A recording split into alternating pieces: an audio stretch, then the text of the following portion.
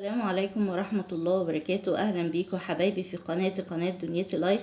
اللي أول مرة يشوف القناة ياريت يدوس اشتراك ويفعل الجرس وما تنسوش اللايك. النهاردة هنعمل مع بعض وصفة سهلة وبسيطة، وبإذن الله هتعمل نتيجة سريعة لكل الناس اللي بتعبانة، اللي بتشتكي من السعال والكحة وأمراض الربو والحساسية الصدر في الجو ده في الشتاء. الوصفة بتاعتنا سهلة وموجودة في البيت بتاعنا وفي مطبخنا، وبتجيب نتيجة مذهلة بإذن الله وسريعة. هتنفع لينا كلنا سواء كبار أو صغار. الحوامل ياريت يمتنعوا اللي في الشهور الأولى. يلا بينا نشوف الوصفة بتاعتنا عبارة عن ايه وازاي احنا هنعملها. يلا بينا. الوصفة بتاعتي عبارة عن كوباية من اللبن السخن، تبقى كوباية حليب ساخن، وعليها معلقة صغيرة جدا من الزنجبيل البودرة، وأقلبه مع بعض.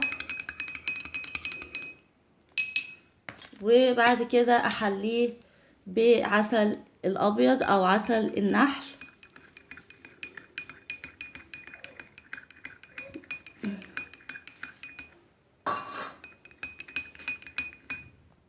طبعا الوصفة دي سواء الحليب ليه مميزات كتيرة جدا، ومفيد لعلاج كتير من الأمراض ومفيد للكحة. الزنجبيل طبعا ده بيقاوم جميع الفيروسات اللي موجودة في الجسم، وبيقضي على الزكام والأنفلونزا والكحة اللي موجودة عندك.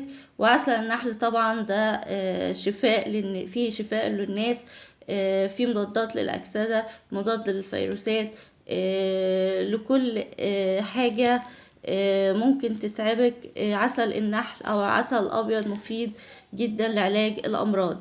الوصفة دي جميلة جدا، جربوها وبإذن الله هتعجبكم. ولو عجبتكم ياريت اشتراك وشير ولايك للقناة.